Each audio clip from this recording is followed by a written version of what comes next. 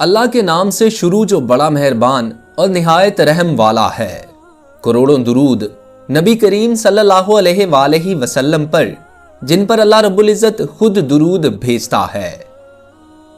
Urdu info T V کے معزز دوستو، السلام علیکم۔ آج کی اس ویڈیو میں آپ کو ایک بادشاہ اور اس کے 3 بیٹوں کا واقعہ سنانے والا ہوں۔ آپ سب دوستوں سے گزارش ہے ویڈیو کو آخر تک ضرور دیکھیں، اور نئے آنے والے دوست ہمارے channel Urdu info T V کو سبسکرائب کر لیجئے۔ ایک بادشاہ کے 3 بیٹے تھے، تینوں ہی بہت نیک اور سلیقہ مند تھے، لیکن چھوٹا بیٹا باقی دونوں سے زیادہ عقل مند اور ذہین تھا۔ وہ اپنی ذہانت سے بہت سے اچھے فیصلے کر دیا کرتا تھا، جس سے بادشاہ کے ساتھ ساتھ درباری بھی داد دیے بغیر نہ رہتے تھے۔ بادشاہ اب بوڑھا ہوتا جا رہا تھا۔ وہ جلد از جلد اپنی سلطنت اپنے بیٹوں کے ہاتھوں میں دینا چاہتا تھا، تاکہ وہ اپنی باقی زندگی ذکر الہی میں گزارے۔ اصولاً تو اس کے بڑے بیٹے نے ہی بادشاہ بننا تھا، لیکن بادشاہ چاہتا تھا کہ اس کے باقی 2 بیٹوں کے ساتھ بھی کوئی ظلم نہ ہو۔ وہ یہ سوچ کر پریشان ہو جاتا تھا کہ باقی 2 بیٹوں کے ساتھ وہ کس طرح انصاف کرے۔ مسلسل بادشاہ کو پریشان دیکھ کر ایک دن وزیر نے پوچھا، بادشاہ سلامت، آپ کو کیا غم ہے؟ وزیر کے پوچھنے پر بادشاہ نے بتایا کہ وہ اب اپنے بیٹوں کو بادشاہ بنانا چاہتا ہے۔ اصولاً تو بڑے بیٹے کا ہی بادشاہ بننا بنتا ہے، لیکن میں یہ سوچ کر پریشان ہو جاتا ہوں کہ باقی دونوں بیٹے کہیں یہ نہ کہیں کہ ابا جان نے ہمارے ساتھ ناانصافی کی۔ وزیر نے یہ بات سن کر کہا، بادشاہ سلامت، آپ پریشان نہ ہوں۔ میرے خیال میں تینوں شہزادوں کو کسی آزمائش سے گزاریں، اس آزمائش میں جو کامیاب ہوا اسے بادشاہ بنا دیں۔ بادشاہ یہ سن کر بہت خوش ہوا، لیکن اس نے کہا کہ وہ آزمائش کیا ہوگی؟ وزیر نے کہا، بادشاہ سلامت، مجھے آپ کل تک کی اجازت دیں، میں وہ ترکیب سوچ لوں گا اور آپ کو کل صبح آ کر بتا دوں گا۔ وزیر ساری رات سوچتا رہا، آخر وہ ترکیب سوچ کر مطمئن ہو کر سو گیا۔ صبح جب وزیر نے بادشاہ کو ترکیب بتائی تو بادشاہ سن کر بہت خوش ہوا اور وزیر کو مالا مال کر دیا۔ منصوبے کے مطابق بادشاہ نے تینوں شہزادوں کو بلایا اور کہا، میں اب بوڑھا ہوتا جا رہا ہوں اور اپنی باقی زندگی ذکر الہی میں وقف کر دینا چاہتا ہوں۔ میں چاہتا ہوں کہ تم میں سے کوئی ایک بادشاہ بنے، لیکن بادشاہ بننے کے لیے تم سب کو ایک آزمائش سے گزرنا ہوگا۔ بیٹوں نے یک مشت پوچھا، جی ابا جان، کون سی آزمائش؟ بادشاہ نے کہا، میں تم تینوں کو 1,000 اشرفیاں دوں گا، جس سے تم لوگوں نے میرے لیے ایک ایسی چیز خریدنی ہے جس کا فائدہ مجھے اب بھی ہو اور بعد میں بھی ہو۔ تینوں بیٹوں نے کہا، ابا جان، وہ ایسی کون سی چیز ہے؟ بادشاہ نے کہا، یہ تم لوگ اپنی عقل سے سوچو، تم لوگوں کے پاس 3 دن ہیں، تم لوگ ابھی اپنی منزل پر روانہ ہو جاؤ۔ پھر بادشاہ نے تینوں بیٹوں کو 1,000 اشرفیاں دی اور منزل پر روانہ کر دیا۔ بڑا شہزادہ مختلف بازاروں میں پھرتا رہا، آخر اس نے ایک ہیرے کی دکان دیکھی۔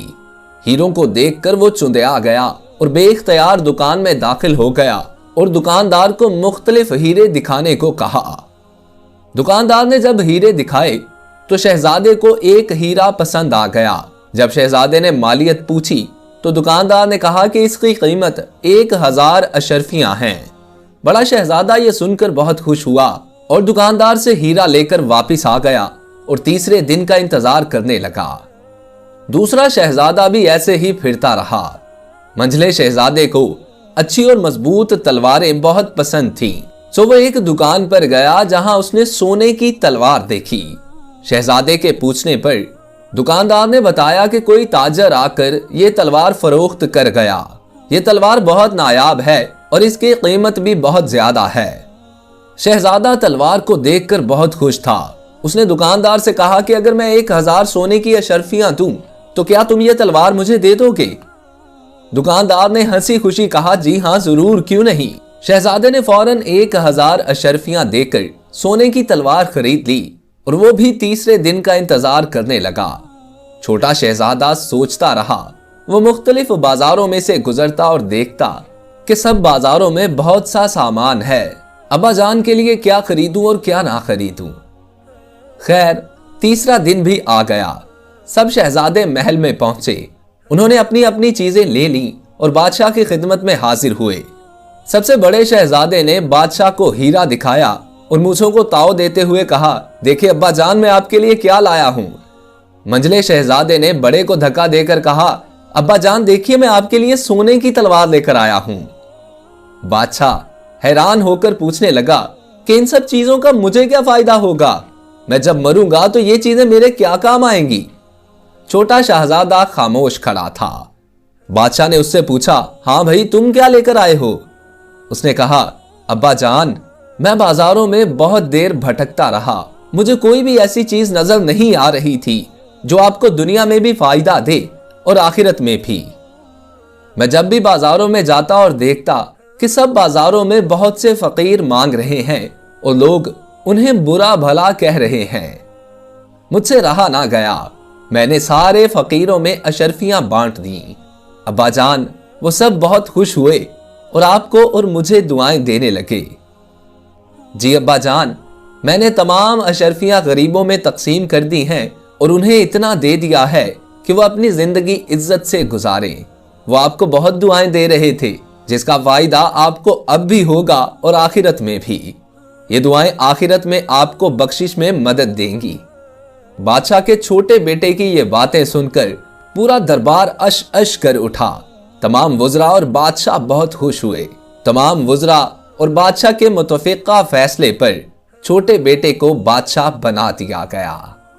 دوستو، بے شک آخرت میں اچھے اعمال ہی ہمارے ساتھ جائیں گے۔ دوسروں کے لیے آسانیاں پیدا کیجیے، دوسروں کے لیے آسانیاں پیدا کریں اور ایسے اعمال کریں جن کی دعائیں صرف آپ تک ہی محدود نہ ہوں، بلکہ لوگ آپ کو ہمیشہ اچھے الفاظ میں یاد رکھیں اور آپ کے والدین کے لیے دعا کریں جنہوں نے آپ کو پیدا کیا۔ والدین اللہ تعالیٰ کی طرف سے انسان پر وہ نعمت ہیں جن کی قربانیوں کا صلہ انسان اپنی جان دے کر بھی نہیں دے سکتا۔ اپنے والدین کی خدمت کیجیے اور گرد و نواح میں غریب غربا لوگوں کی مدد کیجیے۔ اللہ آپ کو اور مجھے نیک کام کرنے کی توفیق دے۔ اگر آپ لوگوں کو ویڈیو اچھی لگی ہو تو اسے اپنے دوستوں کے ساتھ شیئر کیجیے اور نئے آنے والے دوست ہمارے channel Urdu info T V کو سبسکرائب کر کے ساتھ لگے بیل آئیکن کو پریس کر کے آل نوٹیفیکیشنز آن کر لیجیے تاکہ اس قسم کی ہر نئی آنے والی ویڈیو بر وقت آپ تک پہنچ سکے۔ اپنے دوست محسن رضا کو اجازت دیجیے۔ اللہ آپ کا اور میرا حامی و ناصر ہو۔ اللہ نگہبان۔